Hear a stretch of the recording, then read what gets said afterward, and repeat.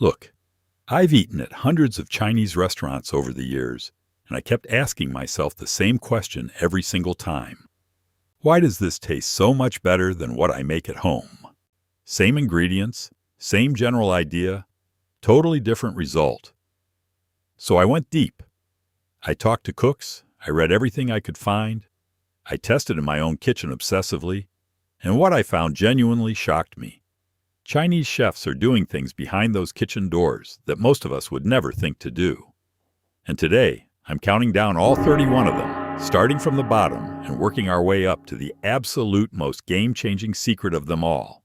Stick around because every single one of these actually works. Number 31.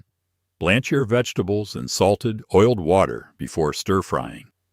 Before Chinese chefs even touch a vegetable with a hot wok, they often blanch it briefly in boiling water that has salt and a small splash of vegetable oil added to it.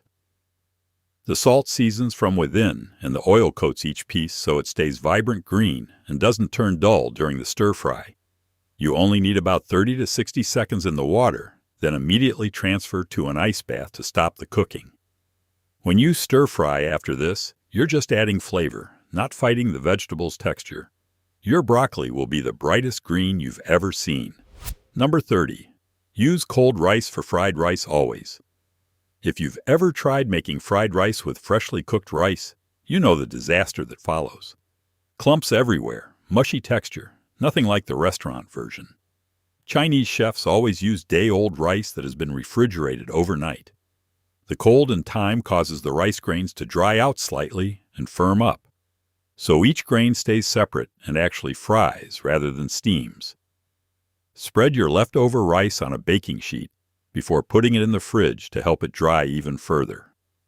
Then when you cook it, the high heat creates that slightly crispy, nutty exterior on each grain that makes restaurant fried rice addictive. Number 29. Marinate your protein with baking soda. This one sounds weird, but it's one of the most common techniques Chinese restaurants use across the board. Take your chicken, beef, or shrimp and add just a small amount of baking soda, roughly a quarter teaspoon per pound of meat, along with your other marinade ingredients. Let it sit for 15 to 30 minutes, then rinse it off thoroughly before cooking. The baking soda raises the surface pH of the meat, which slows down how quickly proteins bind together when heat is applied. The result is meat that stays incredibly tender and silky, rather than turning rubbery or tough. This is why restaurant chicken tastes like a completely different product. Number 28. Finish dishes with a drizzle of sesame oil at the very end.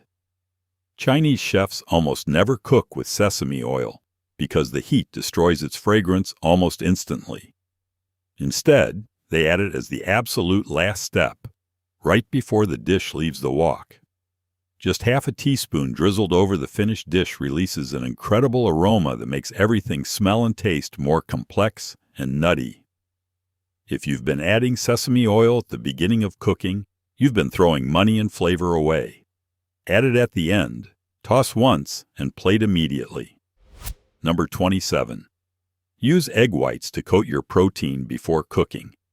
Alongside baking soda, Chinese chefs often coat sliced meat with just the egg white, not the yolk.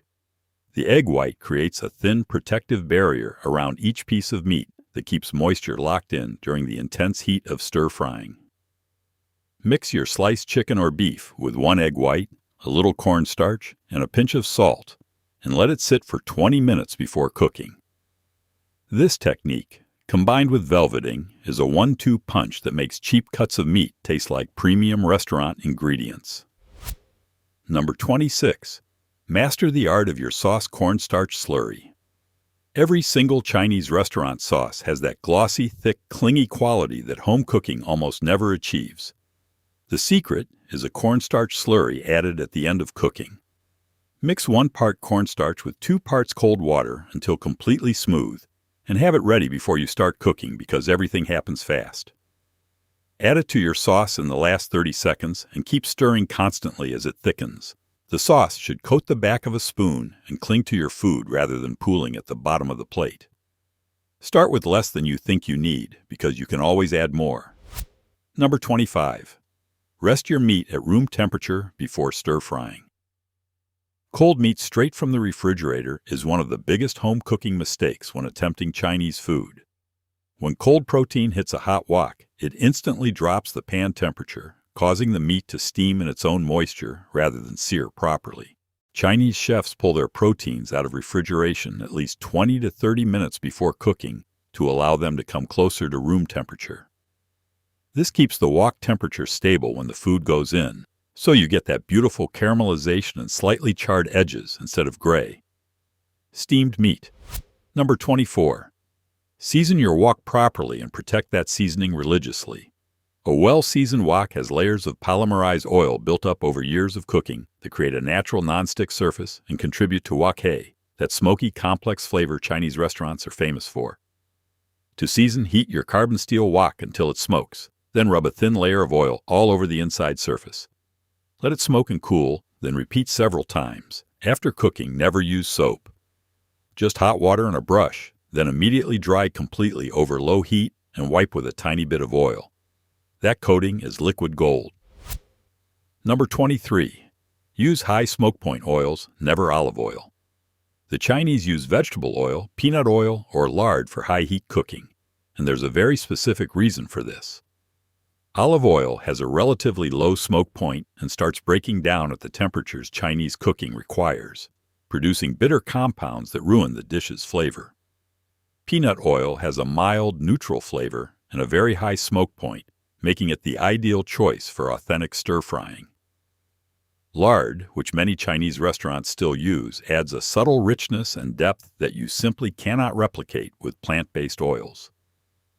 Keep olive oil for your salad dressings. Number 22. Add aromatics to the oil before anything else. When Chinese chefs start a dish, they almost always add their ginger, garlic, and sometimes dried chili peppers to the oil before any other ingredient goes in. This process, done over high heat for just 20 to 30 seconds, transfers the fat-soluble flavor compounds from those aromatics directly into the oil itself.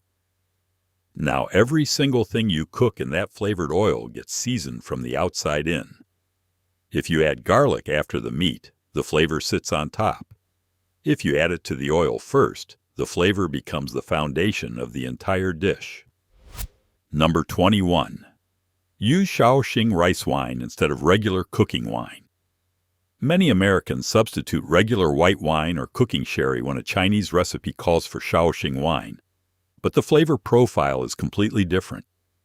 Shaoxing rice wine has a complex, slightly nutty, amber quality that regular wine simply cannot replicate. It's inexpensive, widely available at Asian grocery stores, and a single splash added when the aromatics are cooking creates a depth that transforms a flat stir-fry into something that genuinely tastes like restaurant food. If you cannot find Shaoxing, dry sherry is the closest substitute, but make the trip to find the real thing because it's worth it. Number 20. Let your wok get screaming hot before adding oil. This is a foundational principle the Chinese follow without exception. The wok must be heated dry over high heat until it just begins to smoke before you add your cooking oil. The reason is that a hot wok instantly heats the oil to the perfect temperature, and the food that goes in immediately begins searing rather than absorbing cold oil and becoming greasy. You should see the oil shimmer and almost smoke within seconds of adding it to the preheated pan. If you add oil to a cold pan, everything you cook will be greasy, soft, and bland. Number 19. Create a flavor base with fermented black beans. Fermented black beans, called dushi, are one of the most underused ingredients in American home cooking of Chinese food. They're deeply savory, umami-packed, slightly funky, and they form the base of many classic dishes including black bean beef and various seafood preparations. Rinse them lightly, rough chop them, and add them to your oil with the garlic and ginger at the beginning of cooking. They dissolve partially into the oil and sauce, creating an almost indescribable depth of flavor that no amount of soy sauce alone can achieve. Find them at any Asian grocery store. Number 18. Use white pepper instead of black pepper for that restaurant warmth. If you've tasted hot and sour soup or congee at a Chinese restaurant and noticed that distinct warming, almost floral heat that seems to come from everywhere at once, that's white pepper. Chinese chefs use white pepper far more than black pepper in their cooking, and the flavor difference is significant. White pepper has a different chemical compound structure that creates heat on the back of the throat rather than at the front, and it has an earthy, slightly fermented quality that black pepper simply doesn't have. Add it at the end of cooking for maximum impact. Number 17. Cut everything to the same size for even cooking. Chinese chefs are meticulous about knife work, and every piece of protein and vegetable in a dish is cut to roughly the same size and shape. This isn't just for presentation. In high heat, fast stir-frying, if pieces are different sizes, smaller ones will burn while larger ones remain raw. Slice your chicken against the grain in thin, uniform pieces. Cut your peppers in strips that match the size of your meat. Julienne your carrots to match the thickness of your scallions. Uniform cuts are the foundation of every Chinese restaurant dish, and they take just a few extra minutes of prep that make an enormous difference. Number 16. Toast your whole spices before grinding them for marinades. When Chinese chefs prepare 5-spice blends or other dry rubs for roasted meats like Cantonese-style pork or barbecue ribs, they almost always toast whole spices in a dry pan before grinding them. Heat releases the essential oils inside cinnamon, star anise, cloves, and peppercorns, dramatically intensifying their aroma and flavor. Just 2 to 3 minutes in a dry skillet over medium heat until fragrant is all you need. Then grind them fresh. Pre-ground spice powder from a jar that's been sitting in your pantry for 2 years is a pale shadow of freshly toasted and ground spices. Number 15. Add a tiny pinch of sugar to savory dishes. You might think sugar has no place in a savory stir-fry, but Chinese chefs use it constantly and strategically. A small pinch of white sugar, often less than a quarter teaspoon, added to a sauce or marinade doesn't make the dish taste sweet. What it does is round out harsh edges, balance the saltiness of soy sauce, and promote caramelization on the surface of protein and vegetables during high-heat cooking. The sugar creates a Maillard reaction on the surface of the food that produces complex flavors and a slightly glossy, beautiful appearance. It's one of the most subtle and most powerful tricks in the Chinese kitchen. Number 14. Steam fish correctly using the boiling water method. The Chinese are masters of steam fish, and the technique they use is completely different from what most Americans attempt. They never put fish into a cold steamer and then bring the water to a boil. Instead, they bring the water to a rolling boil first, then add the fish. This immediate blast of steam cooks the fish faster from the outside in, keeping the center moist and just barely cooked through. They also pour a mixture of hot oil and soy sauce over the fish the moment it comes out of the steamer to create a sizzling, aromatic finish that is genuinely extraordinary. Number 13. Use dark soy sauce for color and light soy sauce for seasoning. Most Americans buy 1 bottle of soy sauce and use it for everything, but Chinese chefs use at least 2 distinct types for completely different purposes. Dark soy sauce is thicker, slightly sweet, and intensely colored. It's used to give fried rice and braised dishes their deep mahogany color and rich appearance. Light soy sauce is thinner, saltier, and has a cleaner flavor that seasons without staining. Using dark soy sauce for everything makes your food too dark and slightly sweet, while using only light soy sauce leaves dishes looking pale and washed out. Use both strategically. Number 12. Butterfly and score your meat for better marinade penetration. When Chinese chefs marinate thicker cuts of meat for dishes like char siu pork or roasted duck, they often score the surface with diagonal cuts or butterfly. The meat, so more surface area, is exposed. This allows the marinade to penetrate much deeper into the muscle rather than just sitting on the surface. For a home cook making pork shoulder for Chinese barbecue, making shallow cuts across the surface about a centimeter apart dramatically increases how much flavor gets into every bite rather than just the outside layer. Number 11. Deglaze with stock, not water. When cooking Chinese braises or building sauces, the Chinese reach for stock rather than water almost every time. The difference this makes is profound. Water dilutes flavors, while stock amplifies them. Even a good quality low-sodium chicken stock added to a braise or stir-fry sauce adds body, richness, and a layered depth that water could never provide. Keep homemade or high-quality store-bought stock on hand and use it wherever a recipe would have you add water to a Chinese sauce or braise. Number 10. Master velveting, the single most important Chinese cooking technique. Velveting is the process of marinating meat in a mixture of egg white, cornstarch, Shaoxing wine, and sometimes baking soda, then briefly cooking it in either oil or water before the main cooking happens. For oil velveting, the meat is slipped into warm oil around 275 degrees Fahrenheit for just 45 to 60 seconds, then removed. For water velveting, it's blanched in barely simmering water for the same time. This pre-cooking sets the protein structure at a low temperature so that when it hits the hot wok later, it cannot tighten and toughen further. Water velveting is easier for home cooks and produces incredibly silky results. Number 9. Build umami with multiple layered sources. Chinese restaurant sauces taste so complex because the Chinese rarely rely on a single umami source. They might combine soy sauce with oyster sauce, a touch of fish sauce, and fermented bean paste all in the same dish. Each ingredient contributes different glutamate compounds that stack on top of each other, creating a depth that hits you at every stage of eating.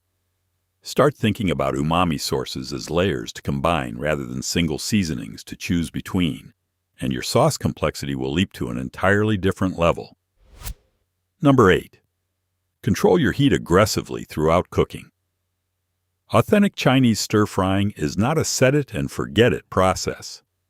Chinese chefs are constantly adjusting heat, moving the wok, tipping it to pool oil on one side, pulling it off the flame for a second, then slamming it back down. This dynamic heat management prevents burning while still maintaining the extreme temperatures needed for wok hei. At home, heat your burner as high as it can go and work quickly, keeping food moving constantly. Don't overcrowd the pan or everything drops to steaming temperature rather than searing temperature. Number 7. Use menasji thoughtfully and without fear. This is the one that makes people uncomfortable but needs to be said. Chinese restaurants use monosodium glutamate, and it is a major reason food tastes the way it does. MSG is simply the sodium salt of glutamic acid, an amino acid that occurs naturally in tomatoes, Parmesan cheese, and mushrooms. It amplifies savory flavors without adding its own distinct taste. A tiny pinch, a 1/16 of a teaspoon per serving, makes everything taste fuller, rounder, and more satisfying. Decades of research have found no evidence of harm at normal consumption levels. The Chinese have used it for over a century. You can too. Number 6. Always prepare your mise en place before the heat goes on. Chinese stir-frying happens at such extreme speed that there is literally no time to chop a vegetable or measure a sauce once the cooking begins. Professional Chinese chefs have everything, every ingredient, every sauce, every aromatics, every protein, prepped, measured, and arranged within arm's reach before they ever turn on the flame. Spend 20 minutes prepping before you start cooking, and your results will be dramatically better because you won't be scrambling and burning things while trying to find the soy sauce bottle. Number 5. Rest your braised meats in their own cooking liquid as they cool. This is a technique used extensively in Chinese red-cooked pork and other long-braised dishes. Chinese chefs rarely carve or serve braised meats immediately after cooking. Instead, they let the meat cool down slowly in the braising liquid itself. As the temperature drops, the meat relaxes and actually reabsorbs the flavorful liquid through osmosis, becoming more tender and more deeply seasoned throughout.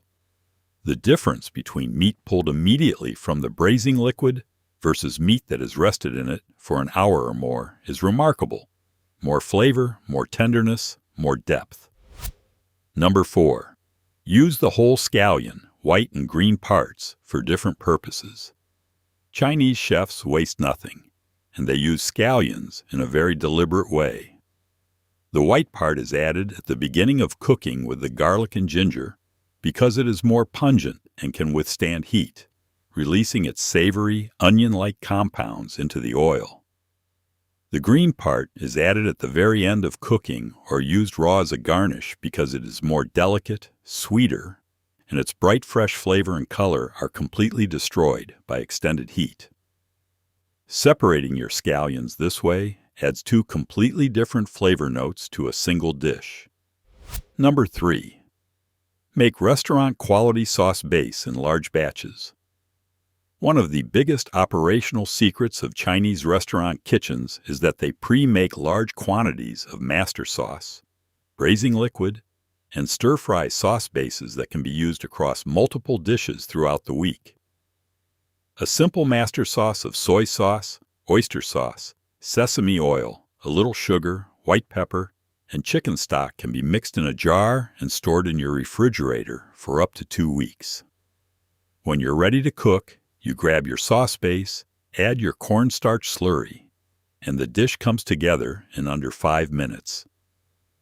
This is how the Chinese make cooking feel. Effortless, and results taste consistent every single time. Number 2.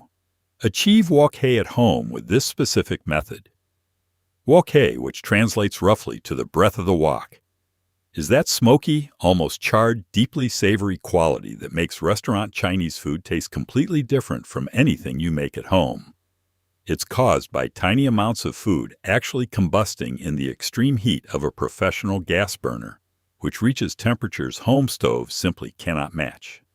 But here's how you get close. Use your heaviest carbon steel wok. Put it on your largest burner set to maximum heat for at least 5 full minutes before cooking anything. Cook in extremely small batches so heat never drops. And the final trick that almost nobody talks about: tilt your wok so the food slides to one side, while the empty opposite side hangs over the flame and gets screaming hot, then toss the food back to that hot zone repeatedly. This simulates the effect of a professional wok burner and creates genuine wok hei characteristics in a home kitchen. Number 1. The master technique the Chinese never talk about. Control your salt timing strategically. Every single other technique on this list matters, but this one ties them all together, and it's the most overlooked principle in Chinese cooking. The Chinese add salt in stages throughout the cooking process rather than at the end or the beginning only. A little salt in the marinade seasons the protein from within. A small amount added to blanching water seasons vegetables before they ever hit the wok. The soy sauce and oyster sauce added during cooking continue building the saltiness layer by layer. And a final taste and tiny adjustment right before plating ensures perfect balance. This staged approach to salt means every component of the dish is seasoned at its own ideal moment, creating flavor that is completely integrated and impossible to achieve by dumping salt in all at once. The Chinese understand that seasoning is not an ingredient, it is a process. And once you understand that, every single other trick on this list snaps into place and your cooking changes permanently. Start with just 3 or 4 of these on your next cook and see what happens. And if you've been watching thinking about that one dish you've never been able to nail at home, let me know in the comments and I will tell you exactly which of these 31 tricks will fix it. Subscribe if you want more of this kind of deep dive content because we're just getting started. Taste consistent every single time.